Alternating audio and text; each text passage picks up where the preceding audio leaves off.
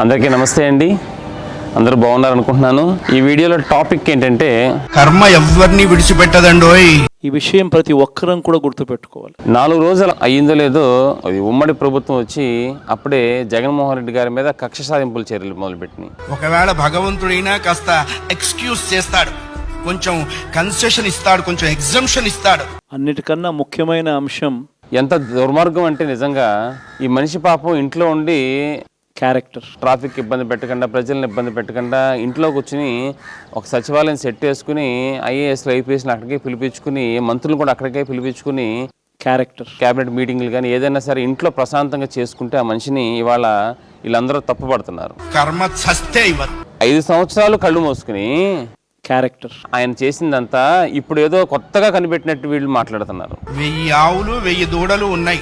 ఏదో ఆరోగ్య సమస్యలు ఉన్నాయి, పాపం ఎక్కువ తిరగలేరు బయటికి, క్యారెక్టర్ డాక్టర్లు ఎక్కువసేపు ప్రయాణాలు చేయొద్దన్నారు ఆయన్ని, క్యారెక్టర్ కాబట్టి ఇంట్లోనే మొత్తం ప్రజాధనాన్ని ఉపయోగించి ఒక 5 కోట్లు 6 కోట్లు ఇంట్లోనే క్యారెక్టర్ ఒక సెట్ వేయించుకున్నారు. ఫర్నిచరు, కొత్త ఫ్యాక్స్ మిషన్లు, కొత్త ఏసీ మిషన్లు, దూడల కట్లు విప్పాం. సెక్యూరిటీ సంబంధించి ఆయన కూడా మన డబ్బులు వాడుకున్నారు ఆయన. విలువలు, విశ్వసనీయత. అది తప్పంటారేంటి నాకు అర్థం కాదు. ఇప్పుడు పోనీ ఏదో కొత్తగా కనిపెట్టినట్టారంటే ప్రజలందరికీ తెలిసిందే కదా. నాలాంటి వాడికి ఎప్పుడో తెలుసు, ఆయన ఇంట్లో నుంచి బయటికి రావట్లేదు. ఏ దూడ దాని దగ్గరికి వెళ్ళి దాని తల్లి దగ్గరికి వెళ్ళి సరిగ్గా ఆగుతుంది. ఇంటికాడే చేస్తున్నారు, అక్కడ వెలగబూడి సచివాలయంకి వెళ్ళట్లేదు గవర్నమెంట్. క్యారెక్టర్ అది చూడదలుచుకోలేదు ఆయన, అసలు అక్కడికి అడుగు పెట్టదలుచుకోలేదు ఆఫీస్లోకి. అది చంద్రబాబు నాయుడు గారు కట్టింది కదా, అక్కడికి నేను ఎందుకు వెళ్ళాలి అని చెప్పి ఆయన కూర్చున్నాడు. కర్మ కూడా అంతే. అదేంటి కొత్తగా ఏదేదో కనిపెట్టింది. ఈ ప్రెస్ వాళ్ళు కూడా ఏంటో అసలు ఏమీ తెలియనట్టు, నాకు నచ్చలేదు, కొత్తది ఏదో కనిపెట్టినట్టుగా మాట్లాడుతున్నారు. అవశ్యం అనుభోక్తవ్యం కృతం కర్మ శుభాశుభం. చాలా దుర్మార్గం అది. ఆయనకి ఆరోగ్య సమస్యలు ఉన్నాయి కాబట్టి తాడేపల్లి నుంచి తెనాలంట కూడా హెలికాప్టర్ వాడారు ఆయన. క్యారెక్టర్ అక్కడ హెలిప్యాడ్ కట్టించుకున్నాం, వాళ్ళు డబ్బులు ఖర్చు పెట్టి. వాడద్దా దాన్ని మరి? వండిన అన్నం తినలేకపోవచ్చు, చేసుకున్న కర్మని అనుభవించక తీరదు. ఎంత దారుణంగా మాట్లాడుతున్నారు. గుడికి వెళ్ళటానికి కూడా ఇబ్బంది పడే కదా, గుడి సెట్ వేయించుకున్నాం మేము ఇంటికాడ. విలువలు, విశ్వసనీయత అన్ని కొత్త ఏదో కనిపెట్టినట్టు ఆయన ఇలాగా ప్రస్తుతం మీడియా వాళ్ళు ఇబ్బంది పెడతాం, చాలా దారుణం అది. విలువలు, విశ్వసనీయత అది ప్రజలందరికీ తెలుసు, మీకు ఇవాళ తెలిసిందేమో ఏదో పెద్ద సైంటిస్ట్ లాగా కొత్తగా ఏదో కనిపెట్టినట్టు ఆయన్ని విమర్శించడం. అది పోయి సావుడేటువంటిది ఏదో ఏటీఎం కార్డు పెట్టంగానే డబ్బులు వచ్చినంత ఈజీ అనుకుంటాడు. ఎంతో రూపాయి కష్టపడి సంపాదించి ఆయన ముఖ్యమంత్రిగా నేను రూపాయి తీసుకుంటున్నాను జీతం అని చెప్పి అన్న మనిషి ఆయన చాలా కష్టపడి 5 సంవత్సరాలు దాచుకుని ఇవన్నీ అప్పుడే పాపాలు మొదలయ్యాయి. ఆ ఋషికొండలో ఇల్లు కట్టుకుంటే ఎంత దుర్మార్గం అండి. నిన్న ప్రజలందరినీ ఇన్వైట్ చేసి అక్కడ చూపిస్తారా ఏం చేసామనేది. ఎంత మురికి పట్టేస్తుంది అది. అందరూ ఇష్టం వచ్చినట్టు తొక్కేస్తారా లేదా ప్రజలందరూ వెళ్ళేదాన్ని? ఎవడు పడితే ఆడు ఫోటోలు తీసేయడమే. ఆయన కష్టం అది. అంత ఆయన కష్టంతో కట్టుకున్న ఇల్లుని మీరు ఆ రకంగా చేయటం చాలా దారుణం. ₹1 కోటి ఒక బాత్రూమ్లకే అయింది అక్కడ. ఈ పాపం ఊరికే పోదు. నువ్వు అనుకోంగానే చచ్చిపోతే నువ్వు చేసిన కర్మ అంతా ఎవడు అనుభవిస్తాడు?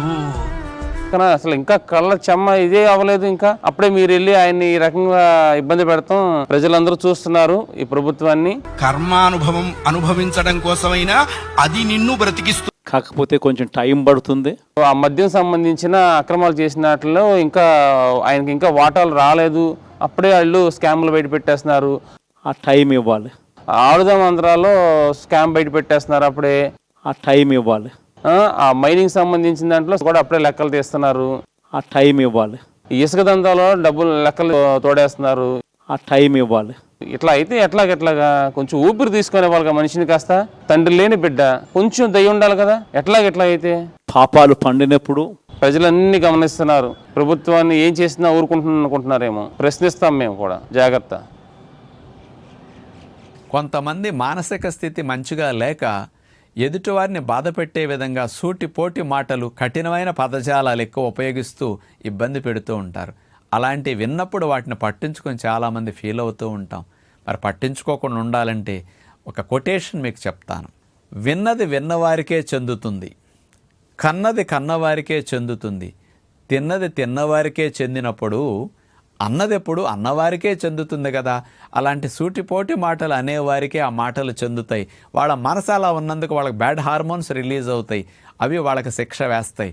కాబట్టి అలా అన్నారు అని మనం ఫీల్ అవ్వకుండా, అన్నారని ఆ మాటలు ఈ చెవులతో విని ఆ చెవులతో వదిలేస్తే అన్నవెప్పుడు అన్నవారికే చెందుతాయి అనే సూక్తి మనం గుర్తుపెట్టుకుంటే ఎప్పుడు ఎదుటివారన్న మాటలకు మనం ఇండైరెక్ట్గా బాధపడుతూ మనోవేదనకు గురవ్వకుండా తేలిగ్గా మనం బయటపడటానికి అవకాశం ఉంటుందని తెలుసుకుంటే బాగుంటుంది.